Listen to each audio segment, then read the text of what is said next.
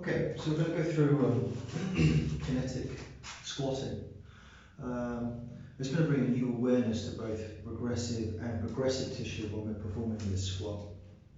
They really can be as hard as you want to make them, so the higher the irradiating tension is in the rest of the body, the harder it becomes.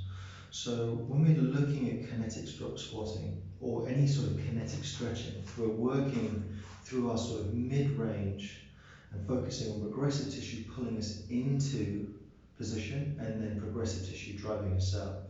So when we think about squats, the regressive tissue that's working is shortening with the hamstring, hip flexors, pulling with the hamstrings to pull us down and to pull with the shins in order to create more dorsiflexion.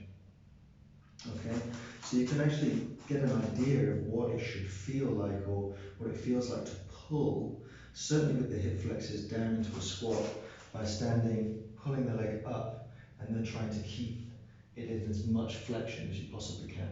Okay, it's the same things. There are, when you think about squats, you can certainly think about either just yielding through these and so they almost act as brakes, or you can actively pull with them, creating a much more intense experience throughout that whole movement. So we'll do a couple of reps here. I'll fix one on and one to the side.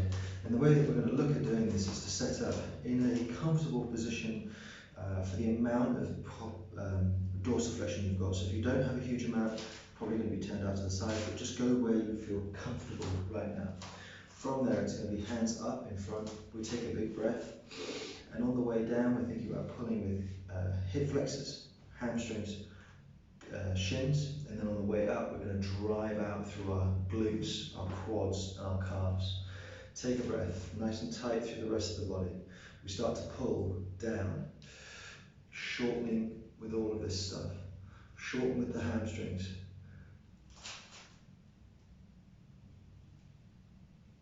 Shorten with the shins. Hold.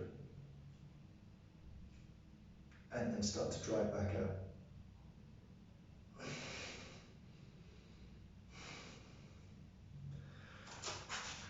We go from the side.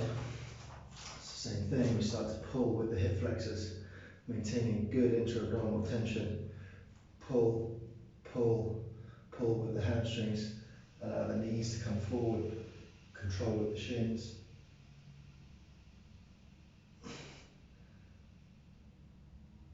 And then drive out, drive out, drive out.